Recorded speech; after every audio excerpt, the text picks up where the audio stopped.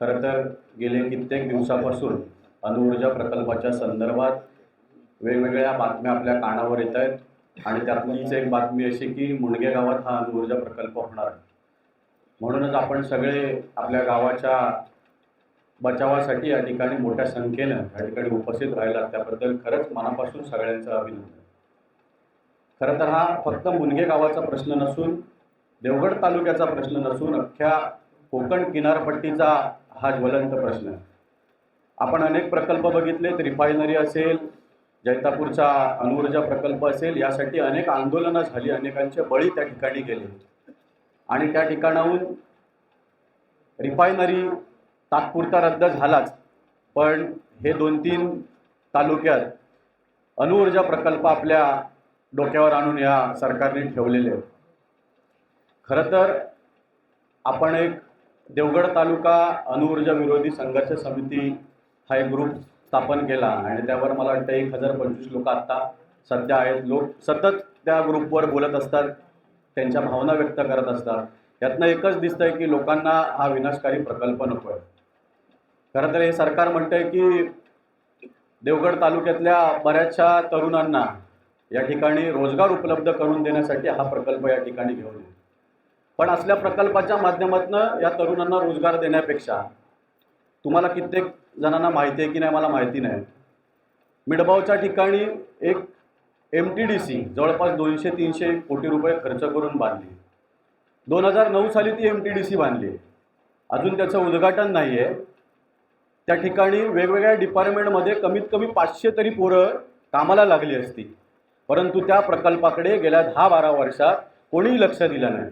त्या ठिकाणी रोजगाराची संधी उपलब्ध झाली असती, त्याकडे कोणी लक्ष दिलं नाही आणि 2-3 हजार मुलांना या आमच्या देवगड तालुक्यातल्या त्या ठिकाणी नोकरीची संधी मिळेल अशी एक खोटं आश्वासन देऊन या ठिकाणी हा अणुऊर्जा प्रकल्प आमच्या माथ्यावर मांडण्याचा प्रयत्न हे सरकार जाणून बुजून करत आहे, असा आमचा आरोप आहे. गेल्या काही दिवसापासून सिंधुदुर्ग जिल्ह्यात होणाऱ्या विनाशकारी प्रकल्पावर कित्येक लोक आंदोलनं करत आहेत.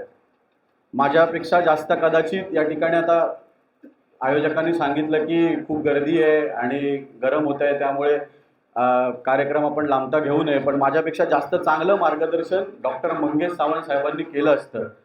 त्यांचा खूप दांडगा अभ्यास या ठिकाणी या अणुऊर्जा प्रकल्पावर आणि विनाशकारी प्रकल्पावर आहे आणि याचा अनुभव साहेबांनी मगाशी सांगितलं की ज्या दिवशी तुमची सभा मुंडगे गावात होती त्याच दिवशी कोकणची कैफियत नावाचा परिसंवादाचा कार्यक्रम, नारकर साहेब यांना तुम्ही ओळखतात किंवा नाही मला माहिती नाही, हे रिफायनरीच्या विरोधात जेव्हा विजयदुर्गात जेव्हा रिफायनरी आली त्यावेळी सगळ्यात मोठा ताकदीने जर लढा कोणी दिला असेल मुंबईपासून गावापर्यंत तर नारकर साहेबांनी दिला. आपल्या देवगड तालुक्याचे ज्या जनता दल सेक्युलर पक्ष हे त्याचे अध्यक्ष आहेत आणि मला असं वाटतं की हे विनाशकारी प्रकल्प त्या ठिकाणी आणण्यापेक्षा शेजारचं गोवा राज्य हे पूर्णपणे पर्यटनावर चालतं. त्या गोव्याची दारू आणून सिंधुदुर्गात विकतात पण पर्यटनाचा विचार करत नाही. त्यामुळे कळकळीची विनंती आहे सरकारला की हा प्रकल्प न आणता पर्यटनदृष्ट्या तुम्हाला या ठिकाणी जितके प्रकल्प आणायचे तितके प्रकल्प आणा. त्या प्रकल्पांना आम्ही सिंधुदुर्गवासीय, कोकणवासीय, देवगडवासीय तुमच्या पाठीशी खंबीरपणे उभे राहू. परंतु आपण बघितलं असाल की गेल्या कित्येक वर्षापासून देवगड तालुक्यात एक रिसॉर्ट येणार होतं, मुनग्याच्या कापावरती महेंद्राचं एक मोठं 5 स्टार हॉटेल येणार होतं. त्याचं काय झालं बाबांनो ते सांगा ना आम्हाला.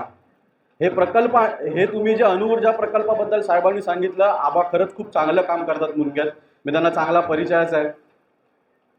गेले कित्येक दिवस हे लोक वेगवेगळे उपक्रम, वेगवेगळे प्रोजेक्ट या ठिकाणी आणू ही फक्त आश्वासनं देत आहेत, पण एखादा विनाशकारी प्रकल्प आल्यानंतर लोकांना मुंबईतनं बॅगा भरून पोरांना गावाला बोलवा, त्यांना आता इथे नोकऱ्या देऊ, ही आश्वासनं देत आहेत. या आश्वासनांना कोणीही बळी पडू नका. आज जेवढ्या ताकदीने उभे राहिल्यात, येत्या पुढच्या आठवड्याभरात संपूर्ण देवगड तालुक्याचा अणुऊर्जा प्रकल्पाच्या विरोधातला मेळावा आम्ही देवगडात घेणार आहोत. तुम्ही जरी मुंबईतनं तुम्हाला येणं शक्य नसेल, खूप आर्थिक गोष्टी असतात त्यामागे, तरी आपल्या गावातल्या प्रत्येकाला सांगा की या अणुऊर्जेच्या विरोधात ज्या ज्या ग्रामपंचायतीने ठराव टाकलेत त्या ग्रामपंचायतीचे ठराव घेऊन आम्ही कलेक्टर मॅडमकडे त्या ठरावाची कॉपी घेऊन एक निवेदन देणार आहोत की या प्रकल्पाला पूर्ण देवगड तालुक्यातनं कसा विरोध आहे. मी माझ्या गावापासून सुरुवात केली आहे. मी माझ्या गावात सांगितलं आहे, हा फक्त मुनगे गावाचा विषय नाही. मी माझ्या गावात सांगताना हेच सांगितलं, अरे आमच्याकडे खय मुनग्यात दिलो, आपल्याक काय करूचा. तसल्या गोष्टींना थोडं बाजूला ठेवा. खरं तर या प्रकल्पातून जर हानी झाली तर अर्धा सिंधुदुर्ग नकाशावरनं गायब होईल. त्याच्यामुळे 75% चांगला की 25% वाईट ह्या भानगडीत न पडता आम्हाला हा प्रकल्पच नको, या मुद्द्यावर ठाम राहून आपण सगळ्यांनी लढा देऊया. एवढंच बोलून मी माझे 2 शब्द संपवतो. जय हिंद, जय महाराष्ट्र.